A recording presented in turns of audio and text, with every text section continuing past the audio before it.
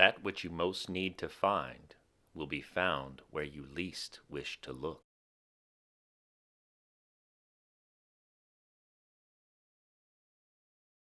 We outsource the problem of sanity. People remain mentally healthy not merely because of the integrity of their own minds, but because they are constantly being reminded how to think, act, and speak by those around them.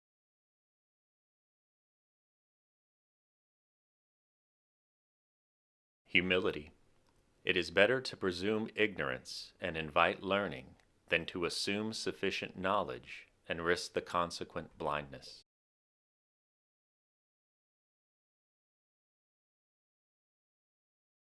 I will trust you. I will extend my hand to you despite the risk of betrayal, because it is possible, through trust, to bring out the best in you and perhaps in me.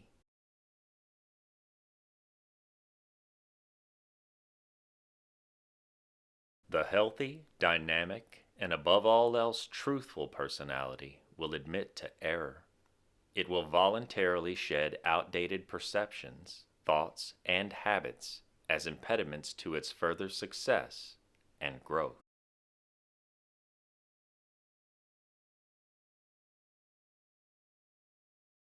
A certain amount of creativity and rebellion must be tolerated, or welcomed depending on your point of view, to maintain the process of regeneration. Every rule was once a creative act, breaking other rules.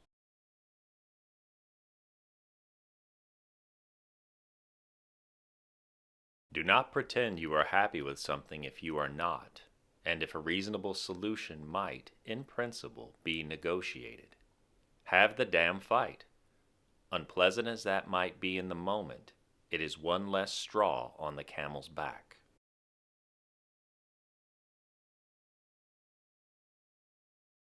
There is no evidence that the importance of friendship declines in any manner with age.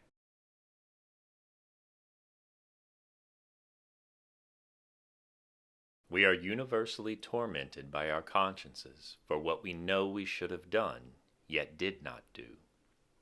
We are tormented equally by what we did but know we should not have done. Is this not a universal experience?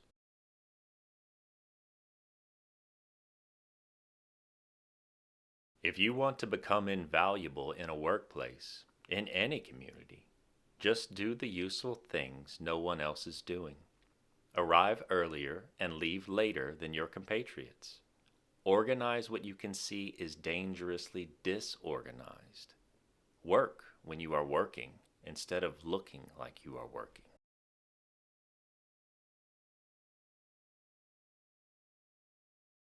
When you are tightly boxed in or cornered, all too often by your own stubborn and fixed adherence to some unconsciously worshipped assumptions, all there is to help you is what you have not yet learned.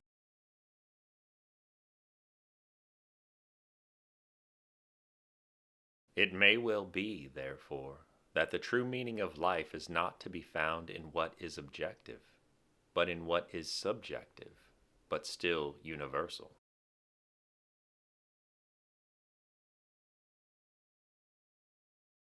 I believe that the good that people do, small though it may appear, has more to do with the good that manifests broadly in the world than people think, and I believe the same about evil. We are each more responsible for the state of the world than we believe, or would feel comfortable believing.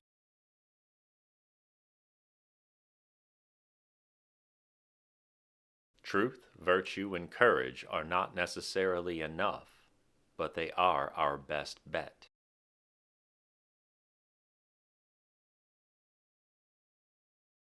If you confront the suffering and malevolence, and if you do that truthfully and courageously, you are stronger, your family is stronger, and the world is a better place.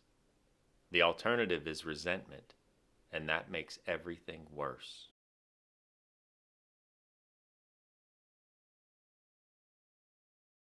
It is much better to make friends with what you do not know than with what you do know, as there is an infinite supply of the former, but a finite stock of the latter.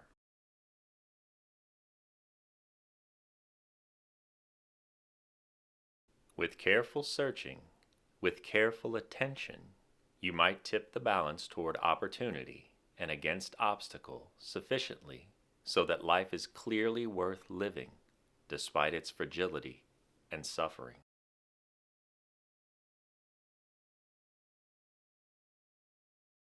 I observed that people did not get what they needed, or, equally importantly perhaps, what they wanted, because they never made it clear to themselves or others what it was.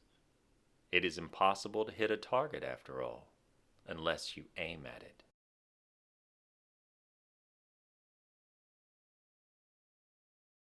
People are more commonly upset by what they did not even try to do than by the errors they actively committed while engaging with the world.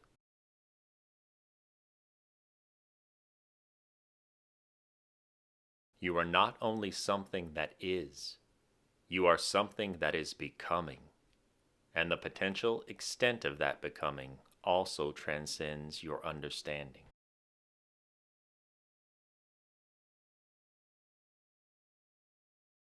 If you lean too far in one direction, something else in you leans equally far in the other.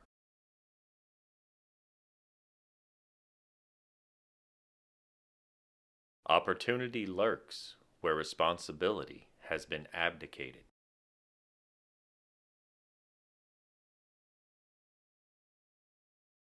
We cannot live without some connection to the divine, and beauty is divine, because in its absence life is too short, too dismal, and too tragic.